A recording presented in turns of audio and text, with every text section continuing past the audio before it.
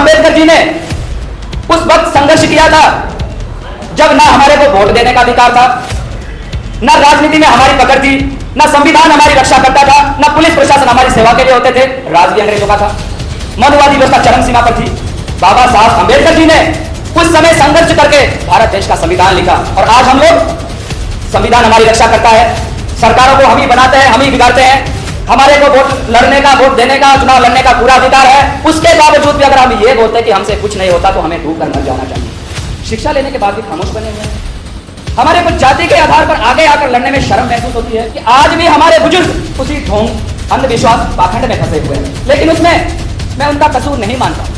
यदि मेरे पिताजी या मेरे दादाजी ढोंग या पाखंड में आज भी फंसे हुए हैं, उसमें उनका कसूर नहीं है, क्योंकि वो तो अनपढ़ थे, उनके अंदर तार्किक सोच नहीं थी, शिक्षा की कमी थी। लेकिन अगर हमारे पढ़ने के बावजूद भी हम लोग ढोंग और पाखंड में फंस रहे हैं, इसके लिए हम खुद जिम्मेवार हैं।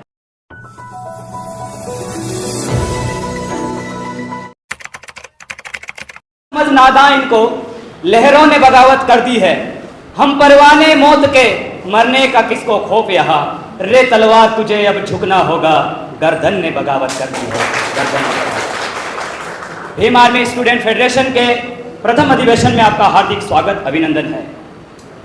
साथियों, आज के इस अधिवेशन के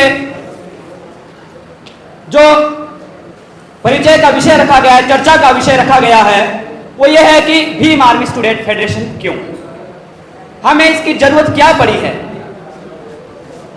तो मैं आपको एक बात बताना चाहता हूं कि हमारे समाज में बहुत सारे छात्र संगठन बने हुए हैं जो छात्रों के मुद्दे के ऊपर अक्सर बात करते हैं। जब फीस बढ़ाई जाती है तब बात रखते हैं, जब रिजल्ट में देरी होती है तब बात रखते हैं, जब अवैध रूप से पॉलिटिकल अप्रोच से किसी टीचर की नियुक्ति की जाती है तब बात रखते हैं। परंतु जब अनुसूचित जाति, ओबीसी, माइनॉरिटी के स्टूडेंटों के साथ जाति के आधार पर, धर्म के आधार पर भेदभाव किया जाता है, तो भारत में कोई भी छात्र संगठन नहीं है जो उनकी आवाज को उठा सके। भारत में आज भी जाति के आधार पर पानी पीने पर एक बच्चे को पीटकर मारा जाता है, कोई छात्र संगठन रैलियां नहीं करता। भारत में आज भी मूछें रखने पर किसी को गोली मारकर हत्या कर दी जाती है, कोई छात्र संगठन आवाज नहीं उठाता। भारत में आज भी शिक्षा के आधार पर जो सवाल, आरक्षण का जो प्रावधान हमारे संविधान में है, कोई भी छात्र संगठन उसकी आवाज नहीं उठाते कि रोस्टर सिस्टम जो दिया गया है उन सीटों को भरा जाए। इसीलिए आज हमारे संगठन की आवश्यकता है। आपको एक बात और बता दूं कि हम ऐसे देश में रह रहे हैं जहां पर जाति के आधार पर आज भी भेदभाव किया जाता है। हम ऐसे समाज से आ रहे हैं जिनके पास आर्थिक, सामाजिक, राजनीतिक समानता नहीं है, और हम ऐसे समाज से आ रहे हैं जो पढ़ा लिखा नहीं है। आपको एक बात बता दूं कि आज भी हमारे बुजुर्ग उसी ढोंग, अंधविश्वास, पाखंड में फंसे हुए हैं। लेकिन उसमें मैं उनका कसूर नहीं मानता। यदि मेरे पिताजी या मेरे दादाजी ढोंग या पाखंड में आज भी फंसे हुए हैं, उसमें उनका कसूर नहीं है, क्योंकि वो तो अनपढ़ थे, उनके अंदर तार्किक सोच नहीं थी, शिक्षा की कमी थी। लेकिन अगर हमारे पढ़ने के बावजूद भी हम लोग ढोंग और पाखंड में फंस रहे हैं, इसके लिए हम खुद जिम्मेवार हैं। मेरे माता पिता ने मुझे पढ़ाया क्योंकि उनको पता है जो दिन समाज में उन्होंने देखे हैं वो दिन हमको ना देखना पड़े, इसीलिए उन्होंने हमको शिक्षित किया। लेकिन हम लोग क्या कर रहे हैं, शिक्षा लेने के बाद भी खामोश बने हुए हैं। हमारे कुछ जाति के आधार पर आगे आकर लड़ने में शर्म महसूस होती है। यहां तक कि कुछ लोग तो साथियों इतना तक बताते हैं कि यार हमसे कुछ नहीं हो पाएगा, हमारे पास ना सत्ता है ना लेना देना, हमसे नहीं हो पाएगा, हम मजबूत नहीं है। अरे एक बार भी शर्म नहीं आए तुमको ये सब बोलते हुए कि हम कुछ नहीं कर पाएंगे। आपको पता है बाबा साहब भीमराव अंबेडकर जी ने उस वक्त संघर्ष किया था जब ना हमारे को वोट देने का अधिकार था, ना राजनीति में हमारी पकड़ थी, ना संविधान हमारी रक्षा करता था, ना पुलिस प्रशासन हमारी सेवा के लिए होते थे, राज भी अंग्रेजों का था, मनुवादी व्यवस्था चरम सीमा पर थी। बाबा साहब अंबेडकर जी ने उस समय संघर्ष करके भारत देश का संविधान लिखा और आज हम लोग, संविधान हमारी रक्षा करता है, सरकारों को हम ही बनाते हैं, हम ही बिगाड़ते हैं, हमारे को वोट लड़ने का, वोट देने का, चुनाव लड़ने का पूरा अधिकार है। उसके बावजूद भी अगर हम ये बोलते कि हमसे कुछ नहीं होता तो हमें डूब कर मर जाना चाहिए। बहुत कुछ। अब एक बात और बता दूं, अनुसूचित जाति में मैंने एक समस्या देखकर, वो सबसे बड़ी समस्या है जिसका समाधान आसानी से नहीं हो सकता। अनुसूचित जाति के लोग एक दूसरे से ही नफरत करते हैं, और ही ड्रामा चला हुआ है, और यही सबसे बड़ा षड्यंत्र था। वो 15% लोगों ने सोचा कि 85% पर राज कैसे किया जाए, तो एक षड्यंत्र रचा गया कि लोहार बड़े से बड़ा होता है, कोड़ी, डूम, चनार, चमार, वाल्मीकि, रविदास, इस तरह से एक दूसरे के अंदर भेदभाव की दीवारें खींची गई, और यही सबसे बड़ा षड्यंत्र था, और हम लोग इसमें फंसते जा रहे थे। यदि मिशन में जुड़ना है, देखो मैं वाल्मीकि जी को बहुत आदर्श मानता हूँ, रविदास जी को बहुत आदर्श मानता हूँ, ये हमारे महापुरुष थे, पर यदि मिशन में जुड़ना है, एकता लानी है, तो सबसे पहले अपने जाति पर गुरूर और घमंड करना छोड़ देना पड़ेगा। क्योंकि जिस दिन हमने अपनी जाति पे गुरूर और घमंड करना छोड़ दिया, तभी हम सामने वाले को इक्वलिटी का दर्जा दे सकते हैं। उस षड्यंत्र को उखाड़ फेंकना होगा जिन्होंने हमको आपस में उलझाए रखा, कभी इकट्ठा नहीं होने दिया। और आज वो लोग 5वीं पास लोग देश की सत्ता पर बैठे हुए हैं और कहते हैं कि हम संविधान बदलेंगे, और हम लोग तमाशा बन के सब देख रहे हैं। अरे शर्म आनी चाहिए। वो 5वीं पास लोग उस समय के सबसे शिक्षित व्यक्ति, जिनके पास 32 डिग्री और 11 भाषाओं की जानकारी थी। हैरानी की बात है, 5वीं पास वाले ये बोलते हैं कि भारत का संविधान बदलेंगे, और हम लोग फिर भी मोदी मोदी करने में लगे हुए हैं। आखिर कब तक हम ये मूक दर्शक बने बैठेंगे? कब हम एकता के सूत्र में बंधेंगे?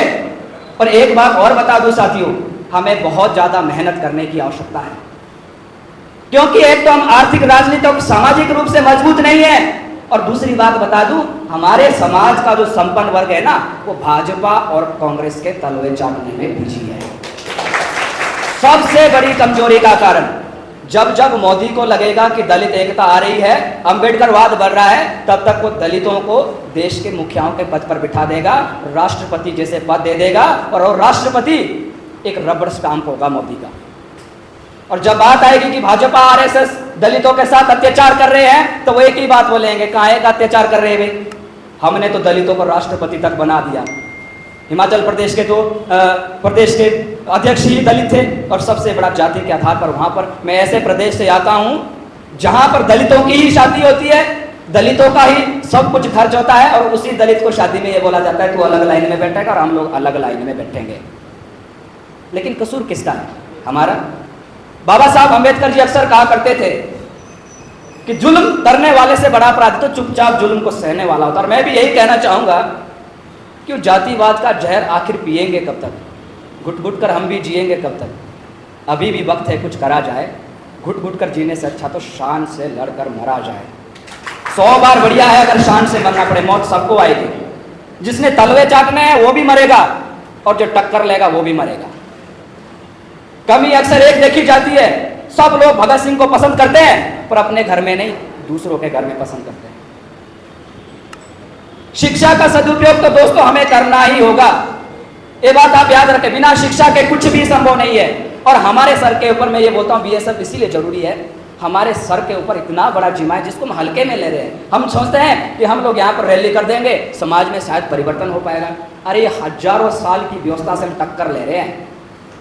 बेशक मैं महर्षि मनु को बेकार मानता हूं, जातिवाद का जनक मानता हूं, पर उसके दिमाग को मैं सैल्यूट करता हूं जिसने इतना बड़ा षड्यंत्र बनाया कि जो हम 5000 साल में भी उस षड्यंत्र से बाहर नहीं निकल पा रहे हैं। उसके दिमाग को मैं सैल्यूट करता हूं। और हम लोग कहते हैं कि आरक्षण से देश बर्बाद हो रहा है। अरे किसने कहा देश बर्बाद हो रहा है? हालांकि इन्होंने रामायण के साथ, गीता के साथ छेड़खानी की होगी, अपने हिसाब से धर्म के आधार से मॉडिफाइड बनाया होगा, लेकिन रामायण के रचयिता कौन थे? महर्षि वाल्मीकि, वो खुद दलित थे। गीता के रचयिता कौन थे? वेद व्यास जी, इनके ही अनुसार वो भी दलित थे। और जब मौका मिला देश के संविधान लिखने का, तो पता करो जरा, बाबा साहब भीमराव अंबेडकर भी दलित ही थे। हम लोगों में टैलेंटों की कमी नहीं है, कमी सिर्फ एक बात की है कि हमें अवसर नहीं दिया गया, मौका नहीं दिया गया। हमारे सर के ऊपर इतना जिम्मा है। बीएसएफ इसीलिए भी जरूरी है कि कहते हैं कि छात्र देश का भविष्य होता है। छात्र देश की रूपरेखा निश्चित करता है कि इस देश का वास्तविकता क्या है, या ये देश किसकी तरफ जाएगा। या इस देश का भविष्य में क्या होने वाला है, ये सब छात्र निश्चित करते हैं। क्योंकि समाज का जो होता है ना, ब्रेन पावर होती है, वो छात्र होता है। और क्यों ना हम इस देश का भविष्य बाबा साहब भीमराव अंबेडकर जी के द्वारा बनाए गए संविधान के अनुसार निश्चित करें। इस सब चीजों का जिम्मा भीम आर्मी स्टूडेंट फेडरेशन के ऊपर है। भीम आर्मी काम कर रही है, आजाद समाज पार्टी एक पेड़ है और भीम आर्मी स्टूडेंट फेडरेशन उसका एक बीज है, उसका एक पौधा है जो आम आदमी के दिमाग में बीजा जाएगा। और इस सब का जिम्मा हम सबका है साथियों। हमें समाज के उस वर्ग को भी शिक्षित करना है जो वर्ग आज भी ये सोचता है कि सूर्य देव है और रथ लेकर चलता है। उसके दिमाग में भी हमें वैज्ञानिक दृष्टिकोण भरना होगा। हमारे सामने दो विकल्प है, एक तरफ देश का संविधान है और एक तरफ देश का धर्म है जो भाजपा आरएसएस चला रही है। महिलाओं को मैं यही बताना चाहूंगा कि धर्म के अनुसार तुम्हारे को देवदासिया बनाया जाता था, तुम्हारे को सती बनाया जाता था, जो कि पति के मरने के बाद जिंदा जलाई जाती थी। धर्म के अनुसार तुम्हारे को सती बनाया जाता था, धर्म के अनुसार ही तुमको देवदासी बनाया जाता था। और बाबा साहब भीमराव अंबेडकर जी के द्वारा लिखे गए संविधान के अनुसार तुम्हारे को डॉक्टर्स बनाया जाता है, इंजीनियर्स बनाया जाता है, आईएएस आईपीएस बनाया जाता है, भारत के राष्ट्रपति, भारत की प्रधानमंत्री तक बनाया जाता है। तो निश्चित आपने करना है कि आपने संविधान बचाना है या उस धर्म को बचाना है जो आपके गुलामी का मुख्य कारण है। हमें गांव-गांव जाना होगा, शिविर लगाने होंगे, जागरूकता अभियान चलाना होगा। हो सकता है इसमें आपकी जाने भी जाए, लेकिन मैं अक्सर वही बात करता हूं कि मरना सबको ही है। तलवे चाटने वाले को भी मरना है और संघर्ष करके लड़ने को भी मरना है। डिसाइड आपने करना है। ऐसा नहीं है कि अकेले बाबा साहब अंबेडकर जी या मान्यवर काशीराम जी पढ़े होंगे थोड़े बहुत सारे दलित पढ़े लिखे। भाजपा में देखो 60 के आसपास सांसद अनुसूचित जाति के, क्या वो पढ़े लिखे नहीं है? लेकिन कितने लोग उनको दलित समुदाय का मसीहा मानते हैं? कितने लोग सोचते हैं कि हम उन सांसदों को आगे लेकर बैनर के लेकर हम नारे लगाएंगे कि यही दलितों का उत्थान करेंगे? वो सबसे बड़े गद्दार है। और कुछ लोग ऐसे जिन्होंने लाठियां खाई पुलिस की, सिस्टम से टकराए, उनको मसीहा मानते हैं। अपने आप को कम मत लो, हमारे सर के ऊपर बहुत जिम्मा है और स्टूडेंट ही पूरा कर सकते हैं। समाज का पढ़ा लिखा वर्ग ही उन कुरीतियों को दूर कर सकता है जिसके चंगुल में हम 5000 सालों में फंसते आए हैं। आज ये प्रथम अधिवेशन हुआ है, हम तो ये चाहते हैं कि इस प्रकार के अधिवेशन हर साल हो, हर राज्यों में भीम आर्मी स्टूडेंट फेडरेशन बने। आप सभी से इतना भी रिक्वेस्ट करूंगा कि एकता में रहें, क्योंकि मधुमक्खी के छत्ते को कुछ छेड़ने की हिम्मत नहीं करता है। इसका कारण यही है कि एक मधुमक्खी को छेड़ा तो सारी खाने पड़ जाएगी। इस चंगुल से छूटे कि मैं उस समाज से हूँ, मैं उस समाज से, मेरा समाज बड़ा है, छोटा है। कबीरदास जी भी कह के गए हैं कि कबीर कुआं एक है, पानी भरे अनेक, ये तो बर्तन में ही भेद है, पानी तो सब में एक। आप सभी ने मुझे सुना, मुझे बोलने का मौका दिया, इसके लिए बहुत बहुत धन्यवाद। जय भीम, जय भारत, जय संविधान, नमो बुद्धाय।